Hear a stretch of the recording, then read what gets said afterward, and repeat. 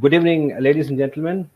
On behalf of ELTAI, I welcome you all for this webinar titled Proficiency and Pedagogy, Their Role in Developing ELT Practices. For this session, the speaker will be Professor Jyotiprakash Tamuli, Head Department of Linguistics, Guwahati University. And we have three moderators for this session. Professor Anita Tamuli, former Head Department of ELT, Guwahati University. Dr. Irom Singh, Head Department of English, Cultural Studies, Manipur University. And Professor T.K. Bamon, Director, EFLU University, Regional Campus, Shillong. And with us, we have a student participants today, Ms. Shriya Regmi from Guwahati University. So before we move on to the session, I request you to watch the Prom Clip of ELTAI. Here it is.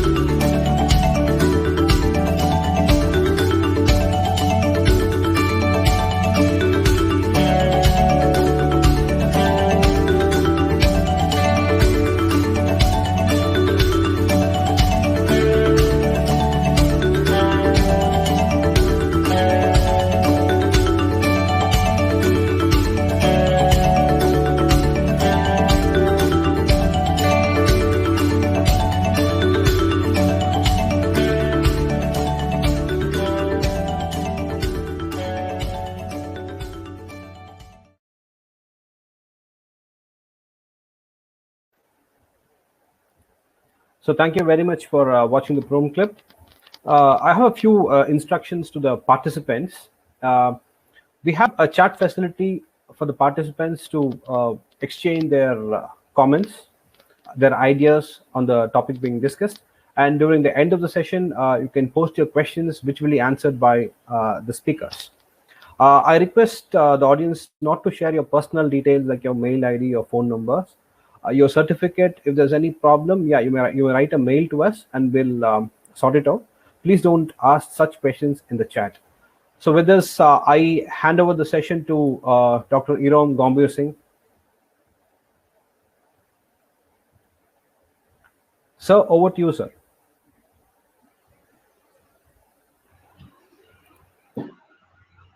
So, thank you, Dr. Pravin Sam. Once again, I welcome all the participants participating from different countries like Myanmar, Thailand, Laos, and Bangladesh. Those whom I know.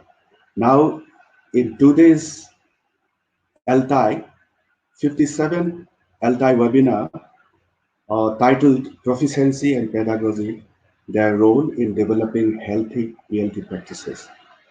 We have for this webinar two speakers, Professor Anita Tamuli, Professor Jyoti Tamuli, and a student participant, Shriya Regmi, a student of MA in English Language and ELT at Guwahati University.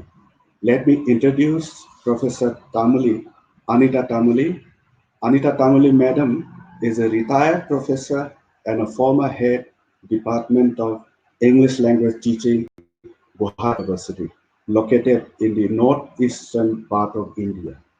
As an ELT professional, she has completed over 33 years of experience. She takes her pedagogical practices very seriously. She continues to give voluntary services to the Department of Teaching and teaching MA students, guiding scholars due to her passion and commitment towards the academic growth of her students.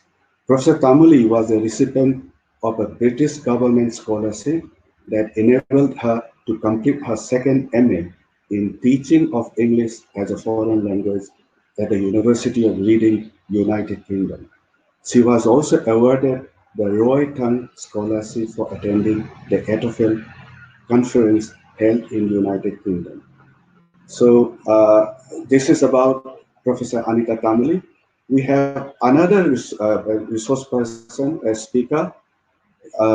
He is Jyotiprakash Tamuli. Jyotiprakash Tamuli is professor and head Department of Linguistics, Guwahati University.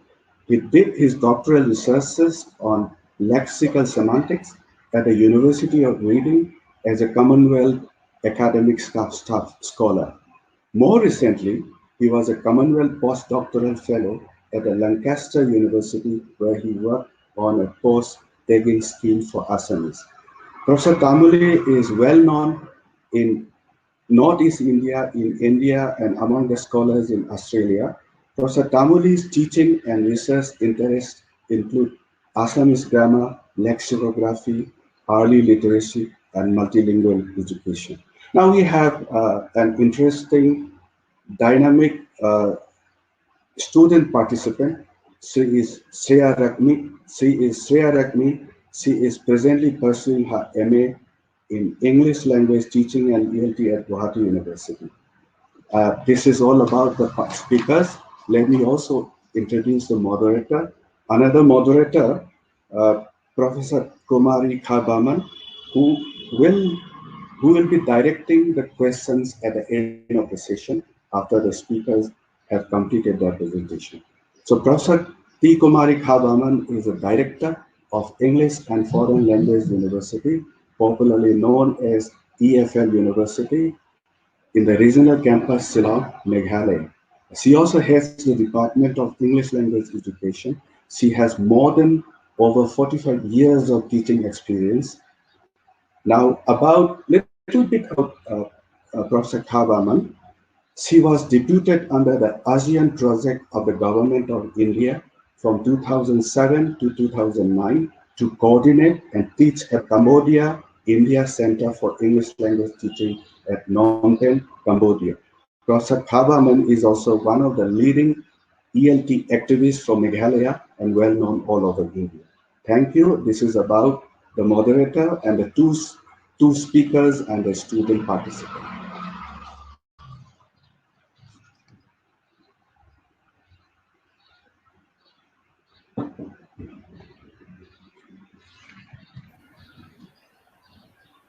May I request Tamuli Madam to start?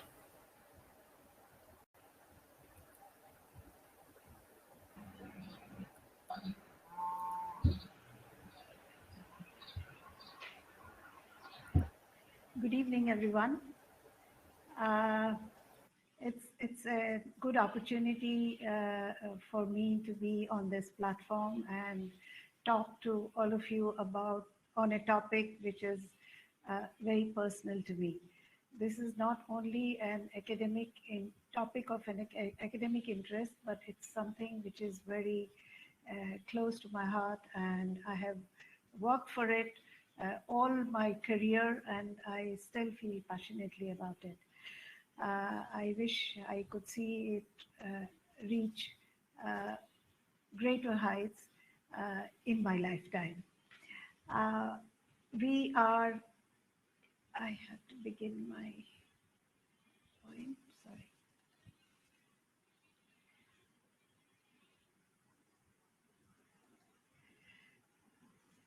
Yes. So the proficiency and pedagogy, their role in developing ELT practices is the topic as you see it. And the context of this study is the marginalized status of ELT as a discipline in India. And the reason for this marginalized status is our inability to establish centrality of ELT. Before I go any further, I would like Shriya, the MA student we have here with us, to tell us a real life's experience of her undergraduate days. So Shriya, how did you feel through your graduation and after your graduation? Yes, ma'am. Ma'am, actually, I did my graduation in English. I did not feel that sense of satisfaction in the language learning aspect, which I guess me and most of the people who pursue English thought will be feeling after the end of the course. Like I thought that by the end of the course, I would feel empowered in the terms of language use. But sadly, that did not happen. Ma'am, could you please help students like me understand why we felt that way? Yes, Shriya, definitely. I'm glad you honestly shared how you felt after your graduation. And so this whole talk and the discussion is going to be based on the kind of situation Shriya and many of her peer group uh, find themselves in. And we have chosen these two concepts, proficiency and pedagogy. Now, Shriya, rather than answering your question straight away, I'm going to go back a little to the basics of the whole system and try and make you understand why and what is actually happening that makes students feel dissatisfied. Now, proficiency and pedagogy are the two concepts which are very important in the learning delivery process, and these are the concepts which we are working on and talking about in this presentation. Now, I would very quickly define language proficiency as we perceive it in this context. That is something which speakers use to express meaning at an acceptable level of accuracy.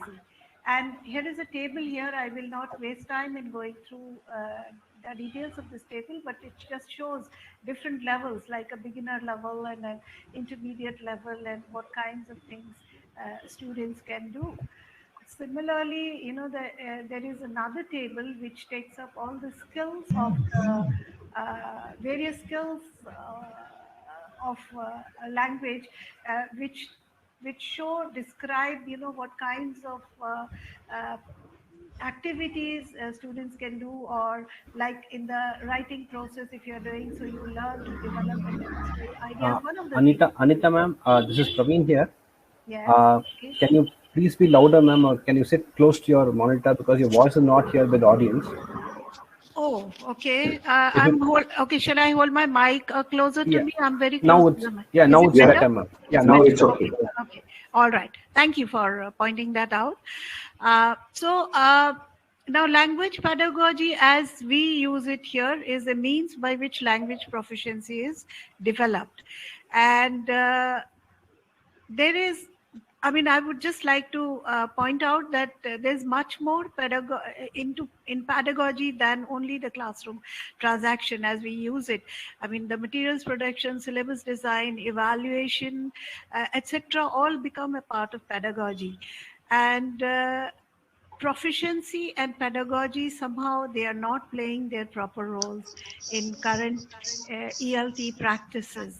And I see Shriya's face again. Shriya, do you have Yes, anything ma'am. else to say here? Uh, yes, ma'am. Ma'am, do you mean to say that ELT practices that as they are being followed now are not it's not being delivered enough? Like, could you please tell me how so, ma'am? Okay, Shriya, for continuing from what I said, you will understand as I go further that proficiency in pedagogy, they are both neglected aspects in education, and there are various reasons for this. And I'm going to look at those reasons, and they are going to help us understand what needs to change and what corrective measures can we take to make the situation better. Now, first thing is what role proficiency and pedagogy play in ELT practices, and how can we revitalize and empowered and embedded proficiency and but embedded within the context of current ELT practices. So these are the things we are going to look at and then try and understand the situation. Now, there are limitations in our situation that these two, proficiency and pedagogy, which are very important characters of the whole ELT scenario, somehow they do not enhance English language proficiency of language learners. They are not doing their job, and they're not based on sound language pedagogy. Now, why is this happening? So here I go into the reasons, some of the reasons. The first one is English courses lack an outcome focus. Now, in the name of English, there are courses like general English, elective English, alternative English, etc., prescribed in colleges, and these courses do not really have any outcome, specified সিহঁতৰ লগতে outcome. আমাৰটো speaker So they are in literary genres. There is no scope for authentic language development through these courses. And students use rote learning as a survival strategy. Uh, they do not learn to understand the text. There's a background sound going on. Yeah, okay.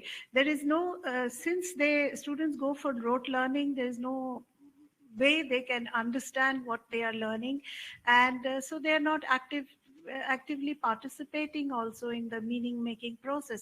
When I say meaning making process, that is what it is. When we communicate, when we talk to each other, we make meaning, and that is what ELT is supposed to do, to teach, but it does not happen.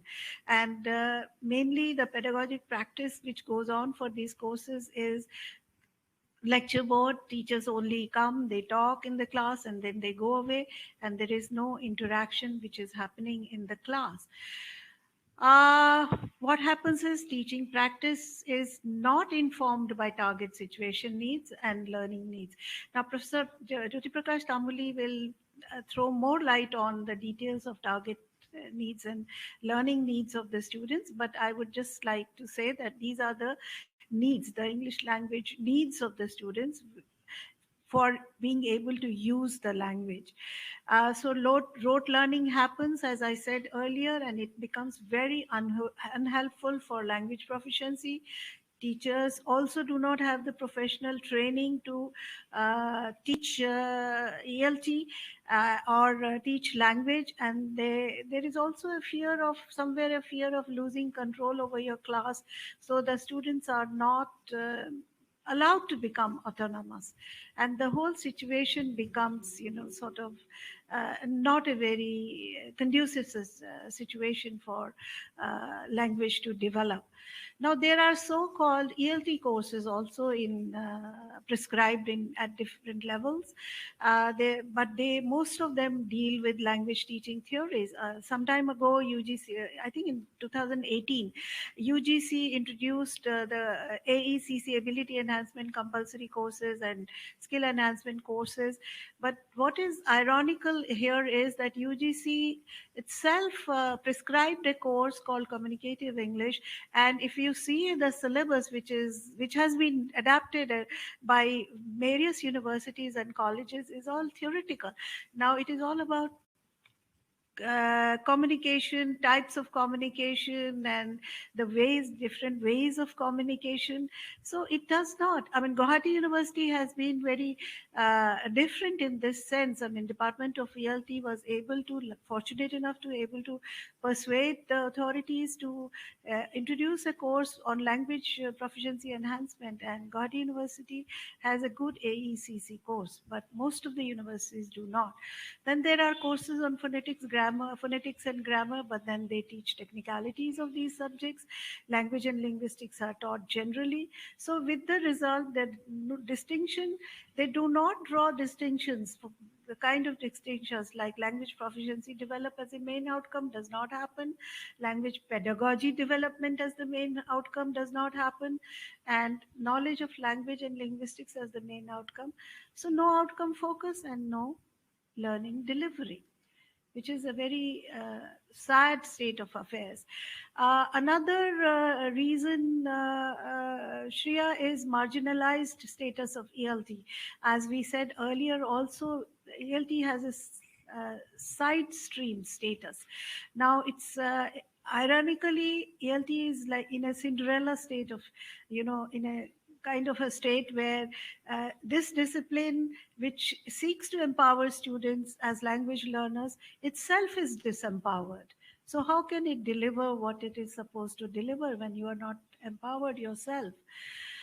And then there are long-term... Professor Tamuli, can I just request you to share the experience of trying to introduce functional English as one of the main courses, and what were the consequences and reactions? Just briefly, if you can enlighten us. Yes, there was a time when the science faculty had expressed dissatisfaction with the kind of English courses going on under Guwahati University, and faculty realized that their students were not really learning much from there, and they were not able to use the kind of English they were supposed to have learned for their courses. So Department of ELT was contacted, and department helped them by designing a course called Functional English, which is being taught to the BSc students of Guwahati University. And it's probably doing well because it's a course which develops the proficiency level skills of the students rather than so the teachers were happy to some extent because teachers did not have training. We're going to talk about that also, but this was definitely a better state of affairs. So I was going to say the long-term of negative effect of ELT being disempowered is that no learning transfer happens of English proficiency because it does not develop. And then because the learning transfer does not happen, the students are not able to use the kind of English they need for their other courses in higher secondary, and they are unable to cope with their courses during the current courses of study and for future also. So I mean, it's a kind of a lose-lose situation rather than a win-win situation. And now there's a paradox here again. To learn English and to learn through English, the learner needs language proficiency, and then because the language proficiency is not there, so the students are not able to develop their language proficiency. Now here too, again, I would very quickly talk about our experience. Department of ELT and Department of Linguistics started an LELT program. I mean, this is more than 20 years ago. The Department of ELT decided to start a program there to create human resource for teaching at college and school level, so that we have trained faculty to teach English language to the learners. But again, we have expertise, we have people in the field now, but this expertise of ELT trained people is not yet, still not recognized by the authorities. And a lot of our students who go for college interviews into colleges, they are asked a very typical question, what is ELT? Bujhai diya. Make us understand what is it. So people really have no idea what this is about. Now, there is a vicious cycle, which is another reason I'm bringing about. So if you just look at this diagram, now there are bleak career prospects in ELT, obviously, because there are not much learning is happening, and because there are bleak career prospects in ELT, the ELT course comes as a last option choice for students, and so the lower ability threshold, students at the lower ability thresholds come to the course, and when they come with lower ability, they are not very dynamic, and so this has a low impact on career prospects, and then again it becomes bleak career prospects in ELT. Professor Tamuli will probably in his presentation will try and tell us how this vicious cycle can be turned into a good cycle. Institutional inertia is another reason where the institutions lack vision. There's a failure of vision to empower learners in terms of their capacity development through their proficiency development or pedagogy development. Now, people just take things as they are. If there is a very hardly any problem, I mean, people, it's not, it should be a no tolerance situation, but it is not. I mean, it's a very tolerant situation when people come with low proficiency thresholds and low teaching skills, and it's okay, it's all right. I mean, it goes. So that does not really help the learners. There's another factor here that mostly human beings are resistant to change. They like status quo, and there's also an insecurity about trying new things. So if the people, even after years and years of people talking about ELT, there are courses happening in the West. People are heavily into ELT texts and material production and teaching, but in India we still do not want to come out of our comfort zones and try something new. The weight of tradition, again, the literature, there's a heavy literature bias everywhere, and proficiency development does not happen because of the literature bias.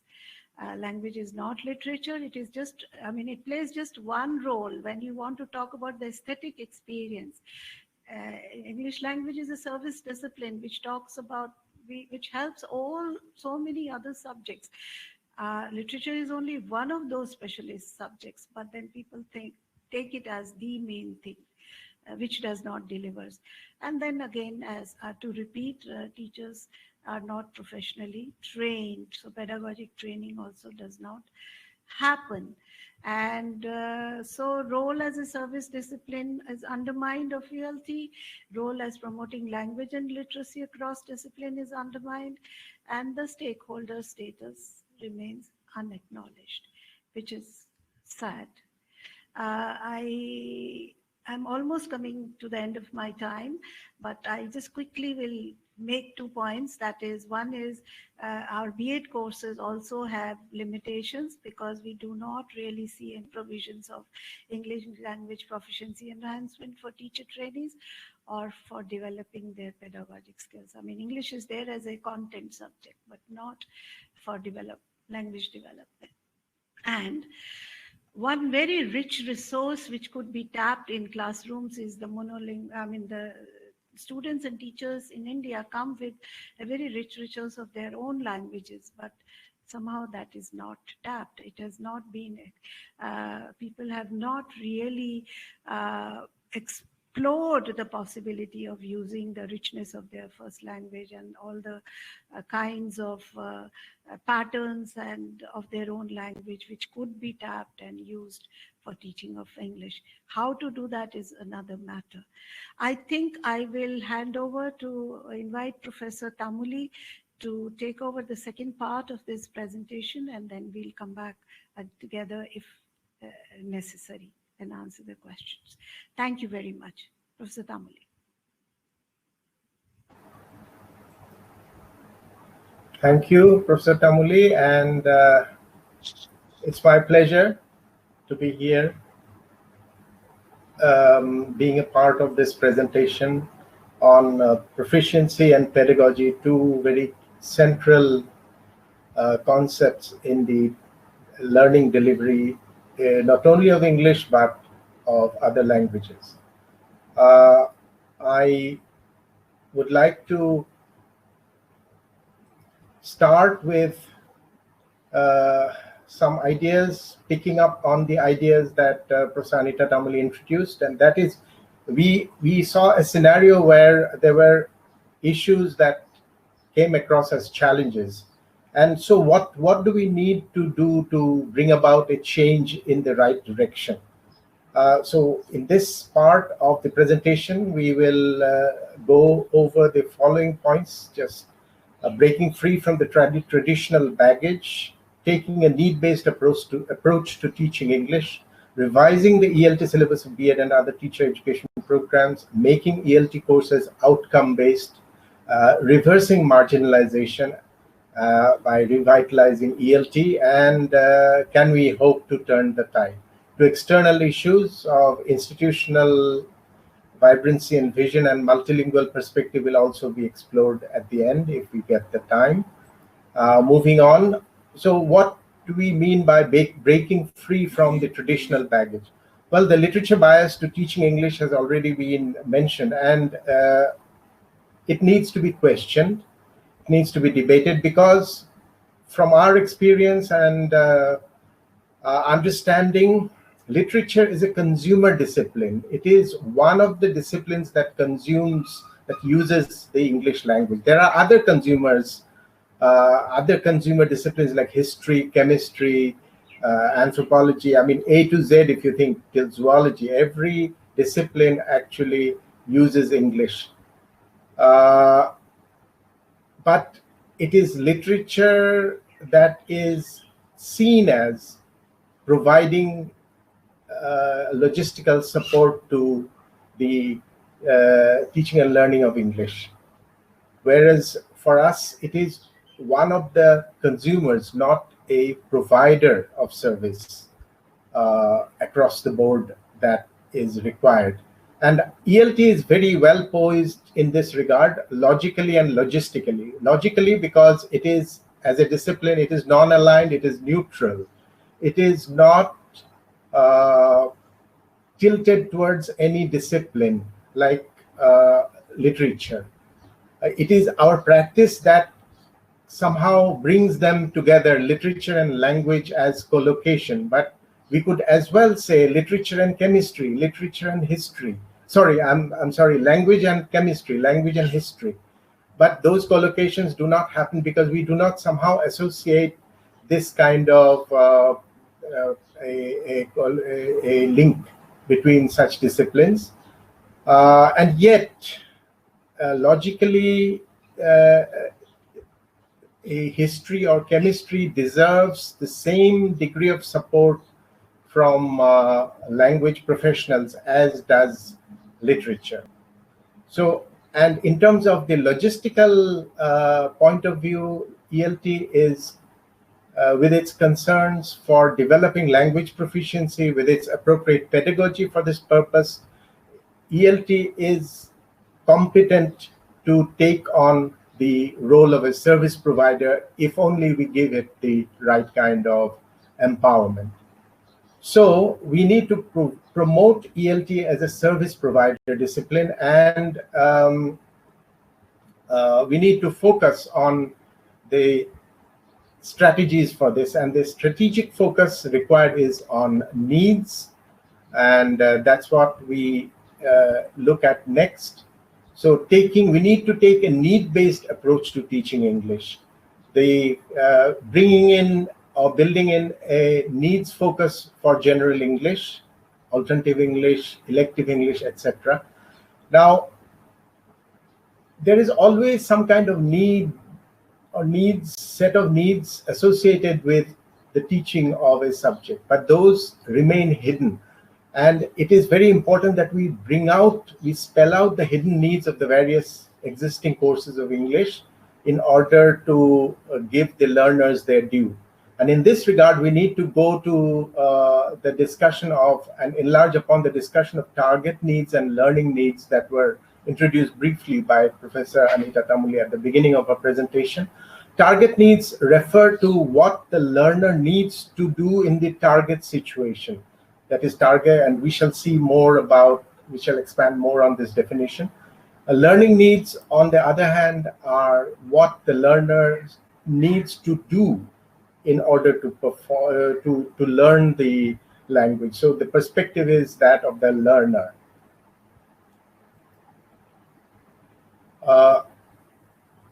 Two kinds of needs can be further elaborated. So we start with target needs. So target needs, as we said, are what the learner needs to do in the target situation, and what questions are relevant here are: why is the language needed for study, for work, training, status, social status, that is examination, promotion, etc. How will the language be used? What media, for example, medium, channel, etc. What the content will be, who the learner will use the language with, what kind of relationships will the people have with whom the learner anticipates to use the language, where the language will be used, the physical setting, the human context, linguistic context, etc. Now, as we can see, these have one thing in common: the target needs refer to the particular situation or aspects of the situation where the learner will be hoping to be able to use the language. For example, if I take research or being able to read academic texts, so that becomes the target situation for the learner. But the academic texts themselves have some kind of language characteristics, the way the English language comes together in terms of vocabulary, grammar, etc. And those aspects need to be handled in the analysis of target needs. Moving on to the learning needs, these refer to why the learner is taking the course. For example, is it for money, for promotion, for some kinds of expectations to be met, the positive attitude towards English, the aspirational language, and so on. How do the learners learn? What is the learning style of the learner? Every individual is different. So what kind of learning preference, methodology preference do they bring with them? What kind of resources are available for learning, opportunities of exposure, etc., learning, teaching material in the language? Who are the learners? Their existing knowledge of English, their ability or willingness to be a part of the methodology. And I'm saying this, I'm highlighting this because we know that it is very difficult as teachers. It is very difficult to bring the participation, the active participation of the students out. They're as it were, they are in a culture of silence, and we have to work so hard to bring them to a point of articulateness. So these are learning needs, and both categories of needs are important to accommodate in the pedagogic and proficiency development scheme that we are talking about.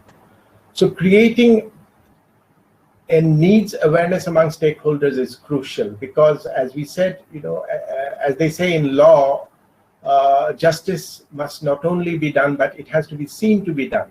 So in a way, it is not enough that awareness exists, but that a need exists, but that an awareness must be there. It must be created that there is the need. So we have to embed needs analysis in course planning and learning delivery as a strategic move. And in this regard, general English is characterized by the situation where stakeholders are unaware why they need or why they study general English. And we need to, from this situation, we need to move it to a situation B, where stakeholders become aware of their reason for studying English.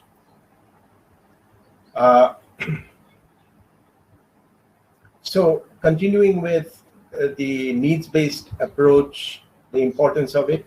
Why is it important to create a needs awareness? Well, first thing is awareness for who. We need to identify the categories of people, the learners, the teachers, their parents, the education providers, who need to be aware of the point the learners need to reach once they have finished the course. So a strategy to focus attention on the means of proficiency development is another reason why we need to create a needs awareness, because a needs-based course is an opportunity for learners to develop communicative proficiency. And it is interesting to note that the kind of rote learning that we saw referred to earlier in the presentation by Professor Tamuli is so widespread, and it is, as we know, a fallback mechanism because learners do not understand the text, and so and the system somehow does not make it interesting or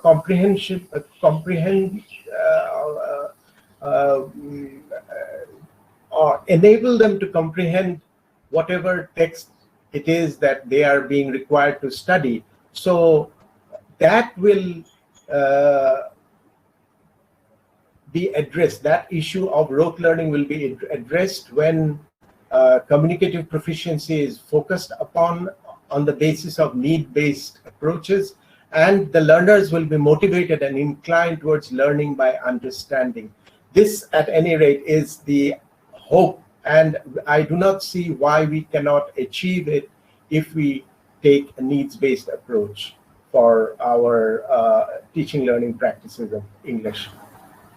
Moreover, strategically, needs inclusion is an empowerment for the course deliverers, the teachers. And along with Professor Anita Tamuli, we have been fortunate to meet many batches of colleagues from colleges in orientation courses and refresher courses at the Academic Staff College, now the HRDC, and they have expressed frustration at not being able to address the learning issues of the students, and they have been forced to address the students in the vernacular, even though the students will need to read and write their subjects in the examination in English. And so this will be a motivation for the course deliverers, the teachers. There will also be the gain of pedagogic reorientation and remedial proficiency development for teachers where necessary, because we are aware that many teachers do not have the proficiency that is required to make them competent and confident teachers. And given an opportunity, they will certainly embrace the chance to upgrade their proficiency levels in English. So finally, there's also a chance to play a role in building language capacity in the learners through appropriate methodology. So it's not as if the needs-based approaches are to be confined to the revising of the general English and other similar courses for students. We also need to address courses like teacher education programs like B.Ed and other similar programs where the ELT component needs to be refocused, because I am aware that, you know, as in some as is the practice, there would be a topic on grammar translation method or direct method, and so it is basically a description of these methods that are a component of the courses that the teacher trainees have to undergo. Phonetics is taught rather than being taught how to develop proficiency in pronunciation. So we need efforts to enhance English language proficiency of teacher trainees, develop their English language pedagogy skills, develop their language strategies, you see, across curriculum. Now that is one issue that is very important for the visibility of ELT, because the cross-curricular language proficiency requirement is not much recognized yet. I think there is some awareness happening, but we need to make the efforts stronger in the right direction, so that other teachers from other subject specialisms also realize that they are stakeholders in the process of delivering learning content in their subjects, because of the role that language proficiency plays in the delivery of their subjects. So the making ELT courses, that is the other kind of intervention required. You know, as Professor Tamuli mentioned, at colleges and universities, there are courses on the English language. There are courses on proficiency development in English, English language teaching courses, courses on general linguistics and English linguistics as part of the MA program. Now, it is very important to distinguish the anticipated outcome of such courses, because three different modes or dimensions of language are involved in this. And what are those dimensions? The dimensions of language involved are behavior, action, and knowledge. Language is behavior, language is action, language is knowledge. And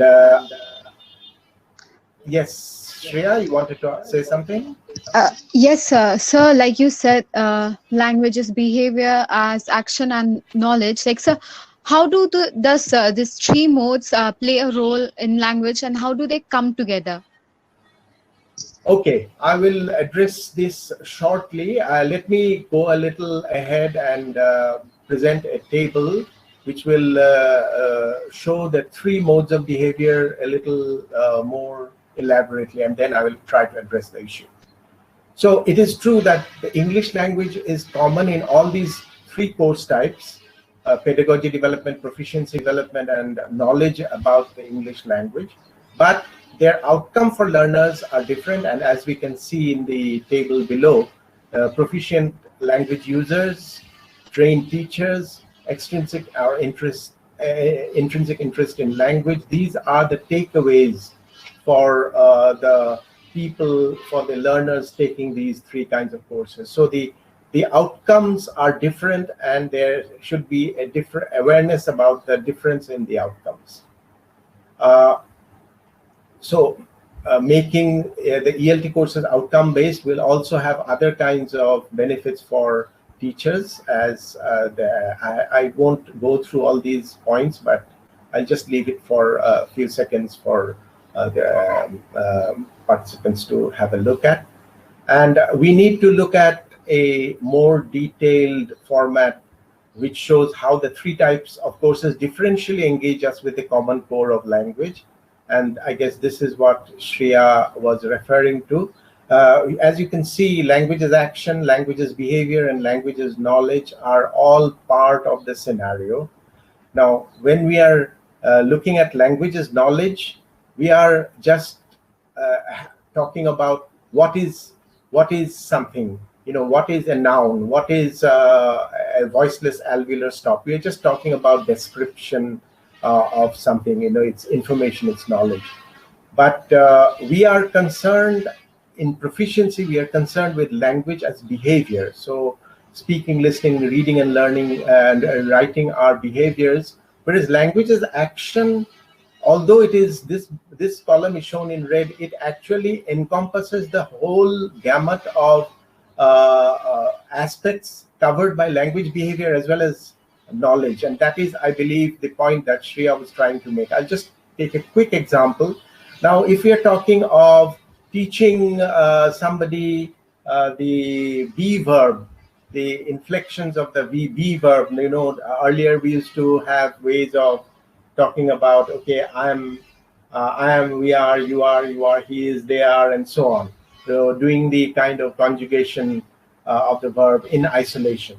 But supposing we want to make it a part of a communication situation, a target situation, like when somebody is being introduced, this is Shriya, or I am Jyoti Tamuli.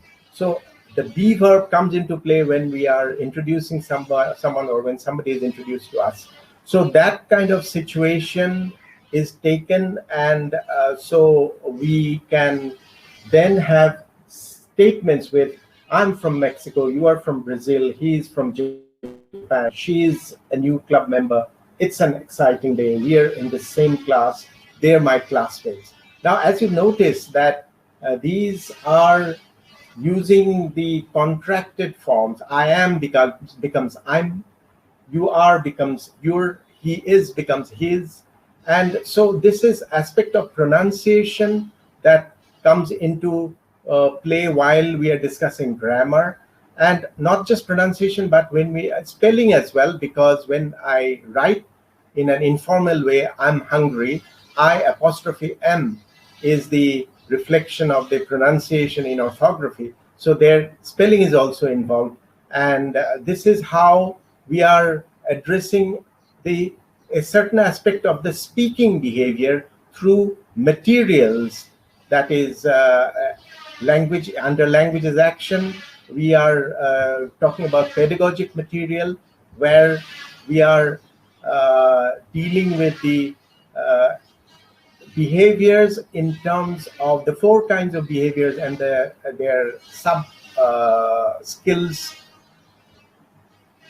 in terms of the various levels of language. Now, I'm afraid I'll have to move on, Shriya. I have to now talk about reversing marginalization, and this is how we can revitalize ELT. And this is basically, this table that is being shown on the screen is basically a summary of the kind of areas that we need intervention on, like delinking ELT from literature study as its exclusive concern, developing needs framework for ELT, and how these needs frameworks will help us distinguish ELT-related courses in terms of language focus, how they will help us refocus ELT components of teacher education programs, and finally on developing provisions for cross-curricular proficiency in English, for which the benefits are visibility and validation for ELT, visibility and validation for the stakeholder status of the cross disciplines, which are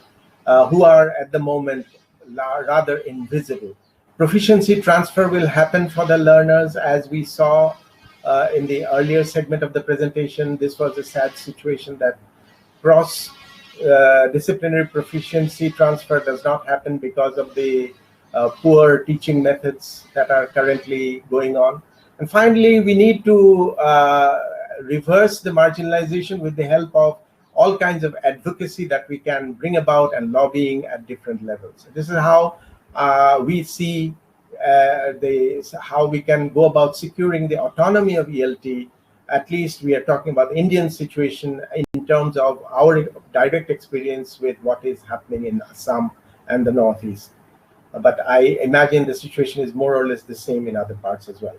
I will just quickly refer to the point of turning the tide and the earlier point about vicious cycle, that is because of the bleak career options in ELT, it is a last option choice for many graduates, and so they come with lower ability, relatively lower ability thresholds.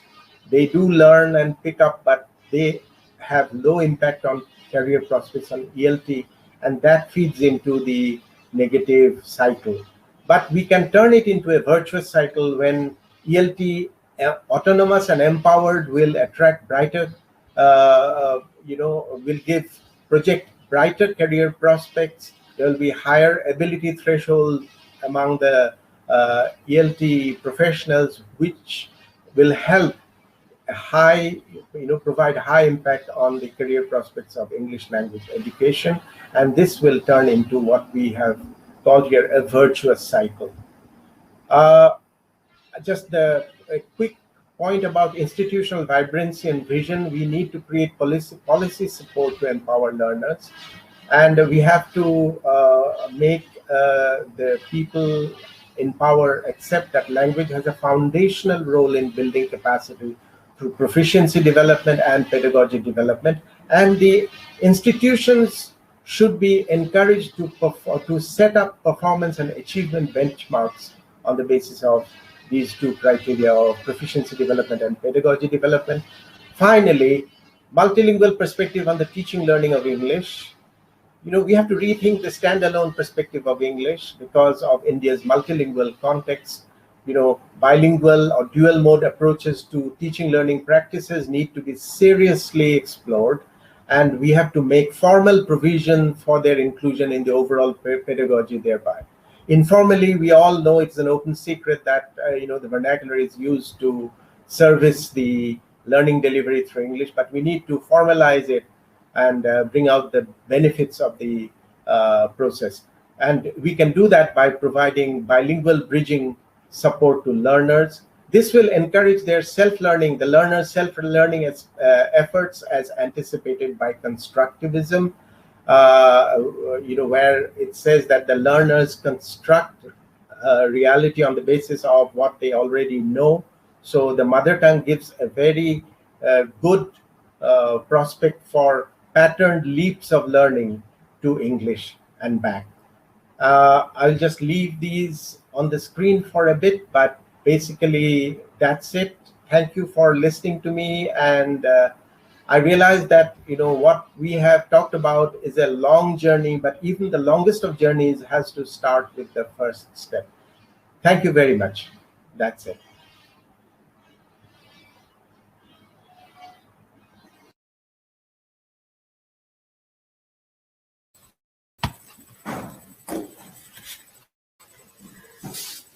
A very good afternoon to all our viewers, and I take this opportunity to thank Professor Anita Tamuli, retired head of the Department of ELT, Guwahati University.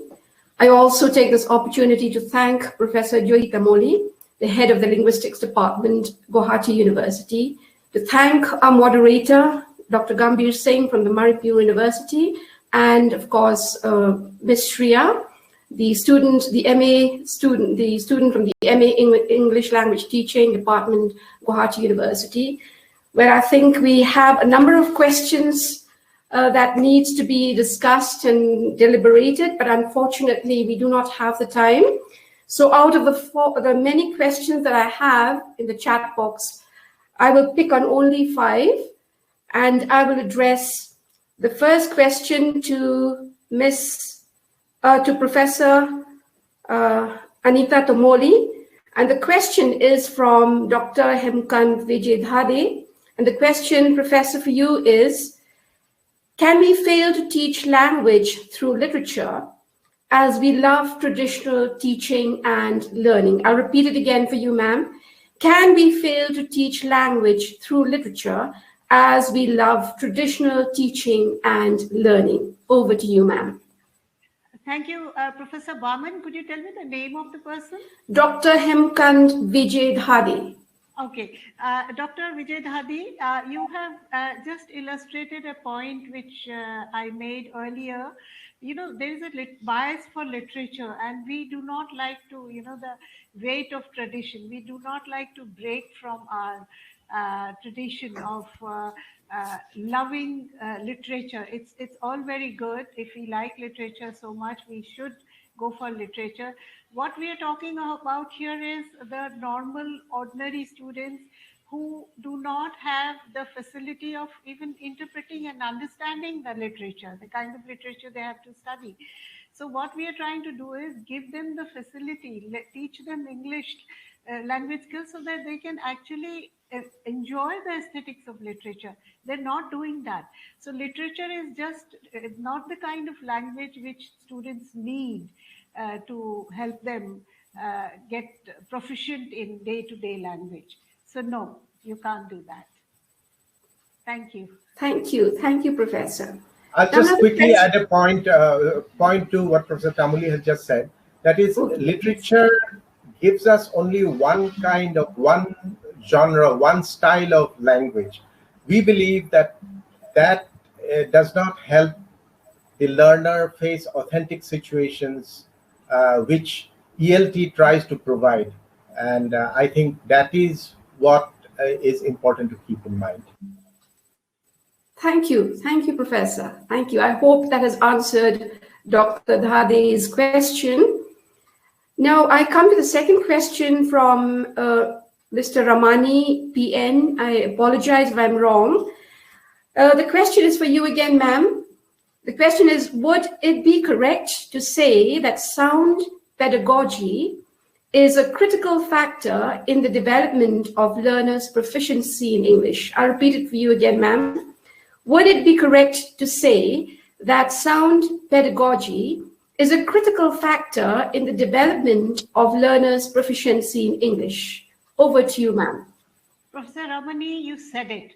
That is the thing. It is very, very important. It is very critical. Even if the materials and the texts, materials and methodology, pedagogy, they all go together. But even if the materials are not good, we have a bad textbook, but if I have good skills of teaching skills, then I can still do some good with those materials. So it is critical, though, we're talking about proficiency in pedagogy here. Proficiency is important because teachers need to be proficient, learners need to be proficient, but pedagogy is the thing. So yes, it is very, very important and it is critical. Thank you. Thank you, ma'am. Now I hope that answers the question to Professor Ramani. We move again to the next question, which I think Professor Jyoti Tamuli can help us answer. And this is from Ms. Talita. And the question she poses is, wouldn't a service provider approach be a very mechanical one? Language learning should be a rich experience, not based narrowly on the supposed needs of the learner. I'll repeat the question for you, sir. Wouldn't a service provider approach be a very mechanical one? Over to you, sir. Yes, that is, I was just thinking about walking and dancing. Now, walking is every day. It is unremarkable, but it is vital. Dancing is an aesthetic experience. We don't use it every day. We don't dance our way to schools and markets and so on. Literature is not something that we use to communicate our needs, like if I or some kind of experience, like okay, somebody expresses frustration and says, I'm having a lot of miserable time right now. Now, would I say, friend, if winter comes, can spring be far behind? Or will I say, friend, don't worry, the bad days do not last forever? I'm just taking a kind of an exaggerated situation, but the basic idea is that there is no no doubt that literature is wonderful. I am personally a lover of literature, but because literature does not try to do or should not do what language does or language teaching does, basically to develop proficiency. And as we have talked, proficiency is developed only partially in literature approached, literary approaches to the teaching of English, and that too when done successfully, which is not often the case. Thank you. Thank you, Professor. I think we have time for just one more question. And that is again for you, Professor Jyoti Tamuli. This is from Ms. Priyanka Joshi. She would like to know if understanding the learning needs, the consideration of the curriculum designer, or is it the teachers? I'll repeat it again for you, Professor.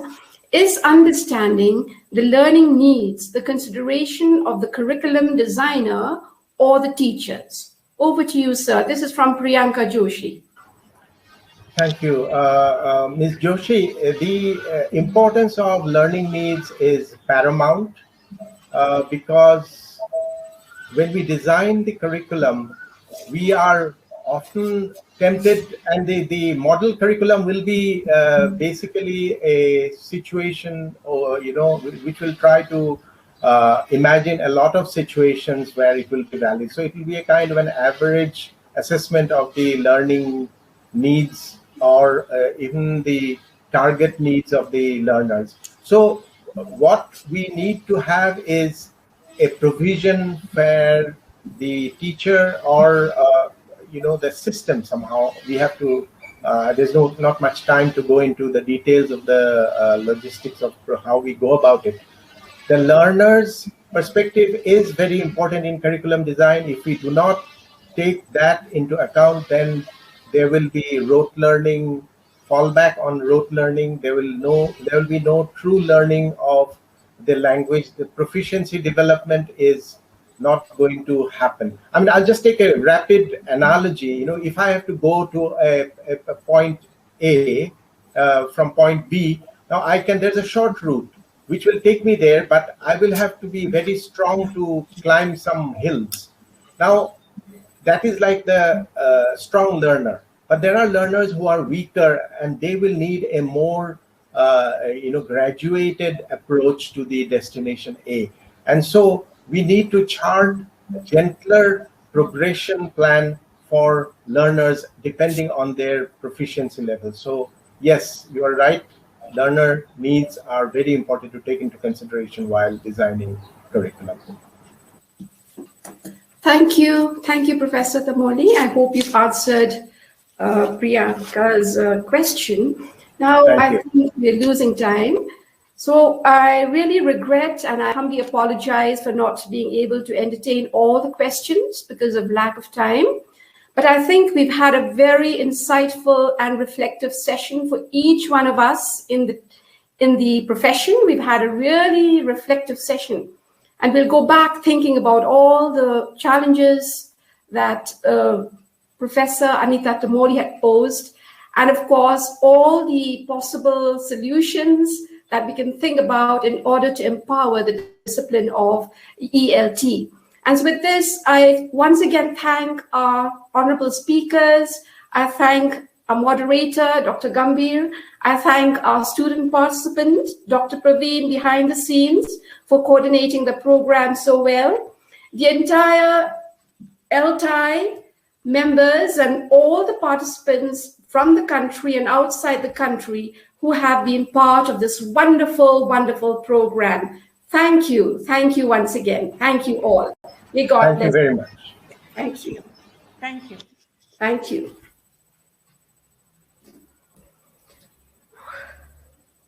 So thank you, ma'am. Thank you for that wonderful moderating of questions, which was the most interesting part of the session.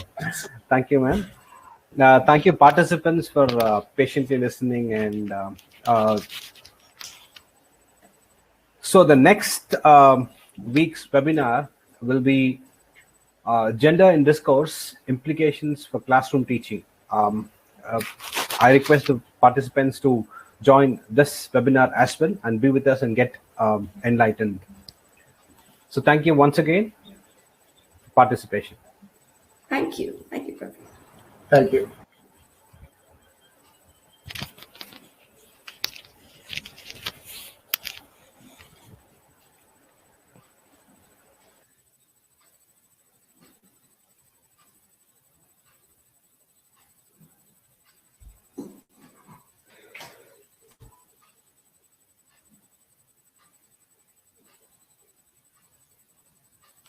Dr. Praveer, I hope I've done justice.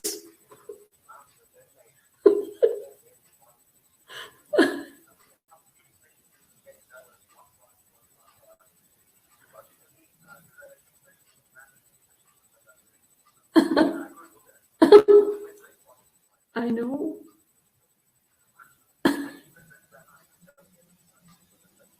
It's okay, it's okay. It's all right. But I hope, okay.